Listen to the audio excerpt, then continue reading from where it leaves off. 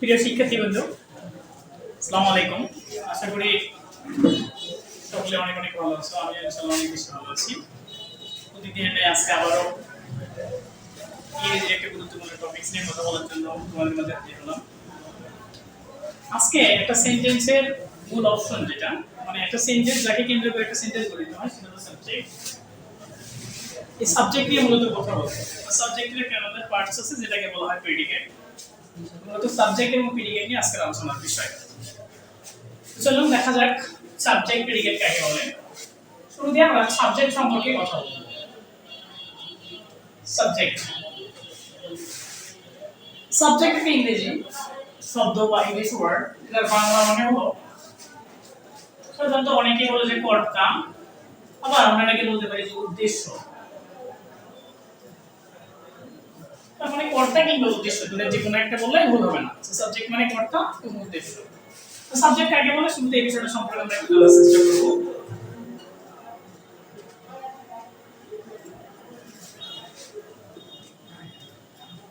কোন একটি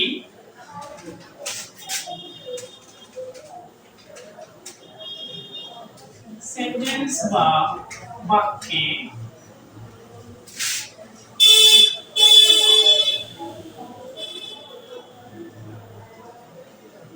যাকে উদ্দেশ্য করে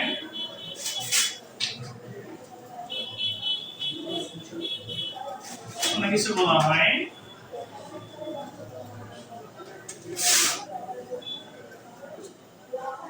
তাকেই সাবজেক্ট বা কর্তা। এই শিক্ষার্থী কিন্তু তোমরা নিশ্চয়ই দেখতে পাচ্ছ আমি অলরেডি সাবজেক্টের সংখ্যা লিখছি। কোন একটি সেন্টেন্স বা বাক্যে যাতে যে জিনিস থেকে, যে ব্যক্তি থেকে, যে জায়গাটাকে কিংবা যে প্রাণী অথবা বস্তুটাকে কেন্দ্র করে কোনো কিছু বলা হয়, তাকে ওই সেন্টেন্সের সাবজেক্ট বা কর্তা কিংবা উদ্দেশ্য বলা হয়। এখন আমরা একটু উদাহরণ দেখি।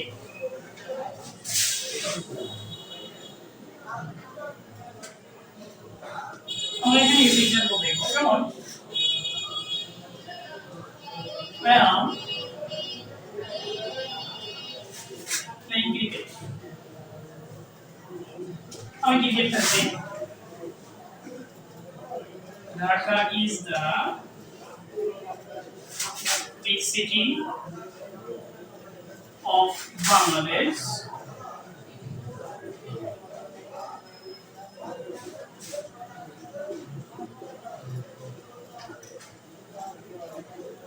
The cow gives us milk. গাভী আমাদের দুধ দেয়। কিন্তু আমি অলরেডি তিনটে এক্সাম্পল করে লিখে রাখছি।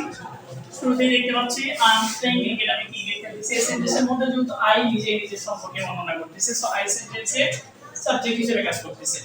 দ্বিতীয় সেন্টেন্সে একটা জায়গার নাম, Dhaka big city of Bangladesh, Dhaka বাংলাদেশের বড় শহর।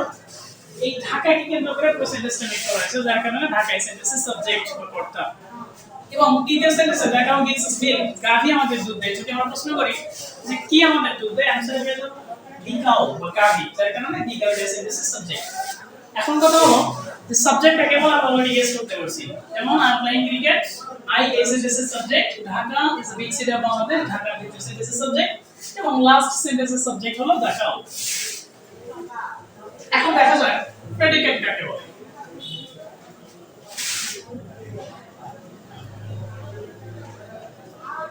প্রেডিকেট প্রেডিকেট শব্দটার মানে হলো বিধেয়। প্রেডিকেট মানে হলো বিধেয়। আমরা প্রেডিকেটের সংখ্যা যদি দেখি তাহলে দেখতে পারবো কোন সেন্টেন্সে সাবজেক্ট সম্পর্কে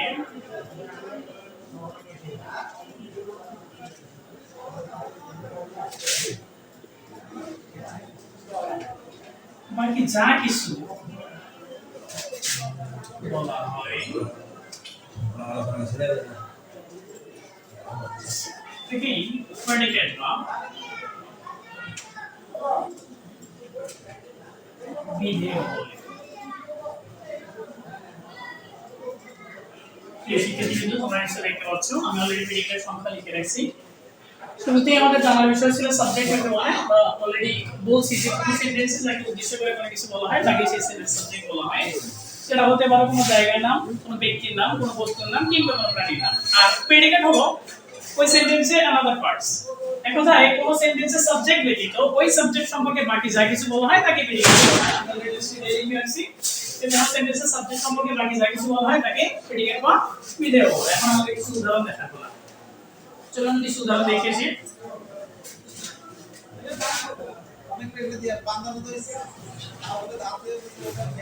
যেমন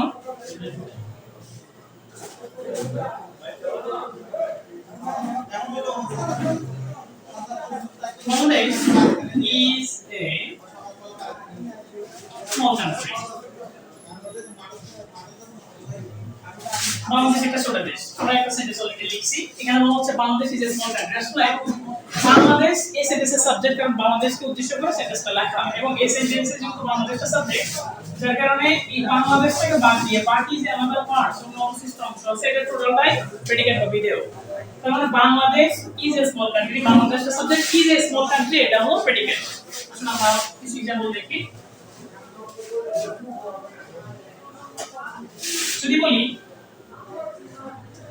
Shima sings a song. Shima গান গায়। We are dancing on the stage. ঠিক আছে, কিন্তু আমরা আরো দুটো vocabulary পড়ে লিখছি। শুরুতে আমরা দেখতে পাচ্ছি সীমা sings a song, সীমা গান গায়। যেমন এই সেন্টেন্সের মধ্যে সীমাকে কেন্দ্র করে সেন্টেন্সটা বের করা, যার কারণে সীমা হচ্ছে এই সেন্টেন্সের সাবজেক্ট এবং sings a song এটা হচ্ছে প্রেডিকেট বা বিধেয়। এবং এরপরের সেন্টেন্সে we are dancing on the stage, আমরা স্টেজের উপরে বা মঞ্চের উপরে ডান্স করছি বা নাচতেছি। এই সেন্টেন্সের মধ্যে we হলো সাবজেক্ট এবং এই বাকি যে অপশনটা আছে we কেন্দ্র করে সেন্টেন্সের আলাদা পার্টটা হচ্ছে এই সেন্টেন্সের প্রেডিকেট বা বিধেয়। সেখান থেকে আমরা বুঝতে পারলাম বা প্রথমে আমরা গেস করলাম সেটা হলো যে কোনো সেন্টেন্সে যাকে উদ্দেশ্য করে কোনো কিছু বলা হয় তাকে সাবজেক্ট বলা হয় এবং সেই সাবজেক্ট সম্পর্কে বাকি যা কিছু বলা হয় তাকে প্রেডিকেট বা বিধেয় বলা হয়। Thank you.